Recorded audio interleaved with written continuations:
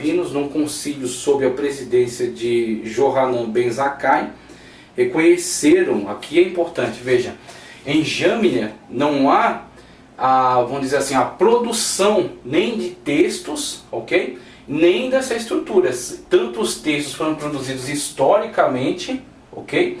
Até chegar o texto aí de Esdras, Neemias e Ester, que são os últimos, e aí temos os profetas pós-exílicos, né? Ageu, Zacarias e Malaquias, que são os últimos escritos, encerrando essa atividade por volta de 400 a.C.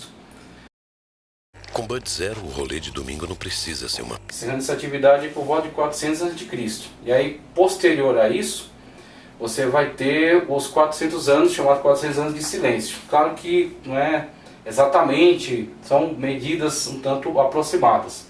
Então você tem aí 400 anos interbíblico, né? Então a produção foi encerrada e a estrutura também já foi dada. O que temos em Jâmnia é um reconhecimento, inclusive algumas questões que são levantadas aí em relação a alguns livros, alguns textos e até alguns textos apócrifos. Veja só. Reconhecendo e fixaram o cânon do Antigo Testamento, houve muitos debates acerca da aprovação de certos livros, especialmente dos escritos. Aí você percebe aqui um nível maior, né, de autoridade para a Torá, um nível extraordinariamente maior, um nível também de autoridade, mas um tanto menor que a Torá para o Neviim, os profetas anteriores e posteriores, e posteriormente o Ketuvim, ele é também aprovado, mas num nível inferior a ambos. Então você tem o Ketuvim, principalmente os livros mais tardios do Ketuvim, né, em relação a livros como Cantares, tá certo? Livros como Eclesiastes, você tem algumas dúvidas que são levantadas. Mas em relação à autoridade, é-lhe dado também a autoridade de escrito canônico, mas não no mesmo nível que gozava a Torá de Moisés. Escritos, note-se, porém, que o trabalho desse concílio foi apenas ratificar aquilo que já era aceito por todos os judeus através dos séculos. Jâmnia, após a destruição de Jerusalém, em 70 d.C., tornou-se a sede do Sinédrio, o Supremo Tribunal dos Judeus. Livros desaparecidos citados no Antigo Testamento. É digno de nota que a Bíblia faz referência a livros até agora desaparecidos. Aí ele cita aqui uma lista de referências, ok? Talvez um dia eles venham à luz com o manuscrito de Qumran do Mar Morto, ok? Então a leitura aqui já foi suficiente. Temos então um esclarecimento acerca desse desenvolvimento histórico em relação à construção do texto, tá certo? Toda essa construção textual que vai na época de Esdras ser organizada agora, estruturada, e que em Jâmnia, em 90 d.C., foi ratificada. Então não haverá interferências, haverá uma ratificação daquilo que foi produzido. E o movimento apresentado, eu vou trazer até aqui conteúdo do Panorama do Antigo Testamento, tá?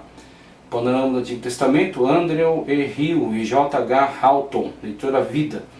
Panorama do Antigo Testamento. Você vai ter nesse livro aqui essa estruturação apresentada no quadro, certo? Que explica, de certa forma, o caminho que foi feito para esta constituição da estrutura do texto, da estrutura veterotestamentária. Então, partindo aí dos autógrafos, ok? Que são os livros que saem da pena dos autores e que foram historicamente sendo reunidos, né, sendo acrescidos, aqueles que já estavam presentes, encerrando-se essa atividade por volta de 400 a.C. Então temos os autógrafos, só que você tem os autógrafos pós-exílicos e os anti-exílicos, né? Os anteriores ao exílio babilônico. Então você tem aqui os autógrafos, você tem a comunidade de judeus, né? A tribo de Judá e Benjamim, que em 586 será levada para o cativeiro babilônico, ok? Desde 605 começaram ali algumas investidas, né, de Babilônia contra eles, até que em 586 definitivamente são levados para o cativeiro. E aí você tem textos que são levados para a Babilônia, então textos que estão sendo escritos, ok? Que foram preservados, e que até aqueles que produziram textos antes, né, da situação do cativeiro, você tem Jeremias, né, que é aquele profeta que está profetizando a vinda de Babilônia e a questão do cativeiro. você terá Ezequiel, o profeta Ezequiel, que já profetizará, tá certo, dentro da situação do cativeiro. Você tem os 12, ok? Dentre eles, alguns que profetizam simultaneamente a Isaías, simultaneamente a Jeremias, simultaneamente a Ezequiel, e você tem dentre os 12 profetas menores, os pós-exílicos, Ageu, Zacarias e Malaquias. Então estão dentro desse grupo aí.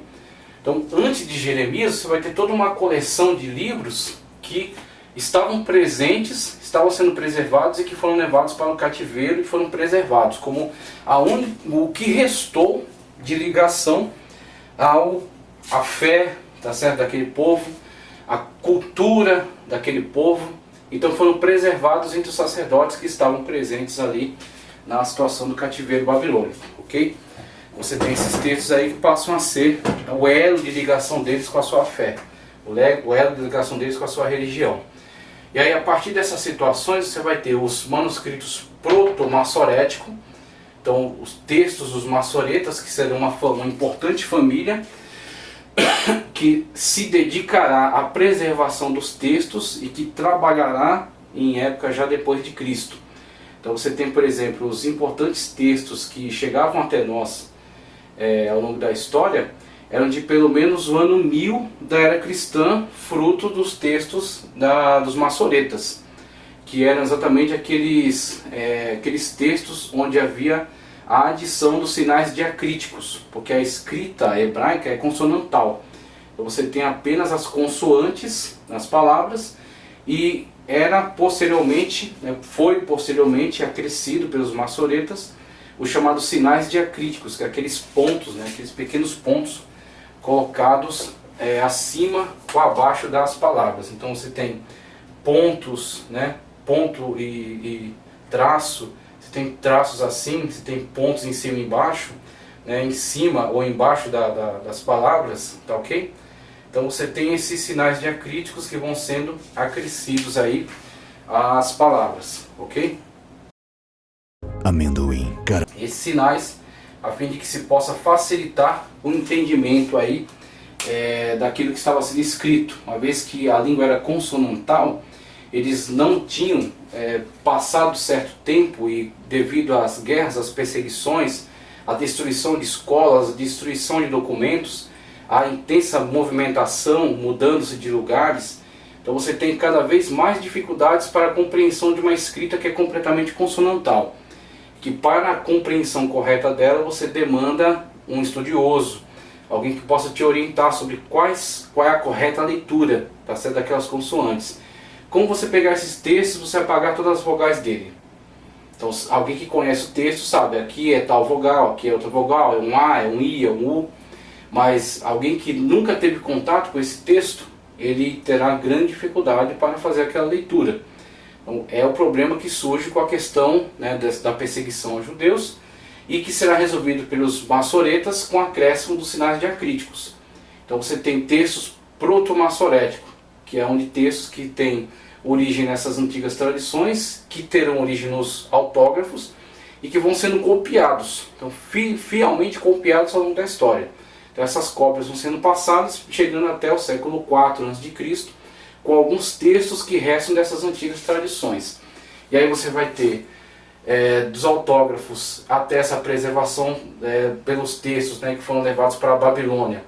E você chegando ao século IV com Esdras, conforme ele diz aqui, Esdras formula a edição palestina antiga. Esdras formula a edição palestina antiga, após o retorno do exílio no século V a.C., usando o texto da Babilônia e possivelmente um texto deixado na Palestina. Então você tem textos que foram levados para a Babilônia, textos que foram encontrados ainda entre alguns que permaneceram na Palestina, contribuindo para a construção desse texto, tá certo, final, que será legado por Esdras por sua posteridade, aquele texto que ajudará na constituição de todo esse cânon que está sendo por ele organizado. Então constantemente precisa ser copiado, precisa ser transmitido às próximas gerações, e Esdras se firmará então nesses documentos mais antigos. Em relação ao texto proto-massorético, aqueles que permaneceram na Babilônia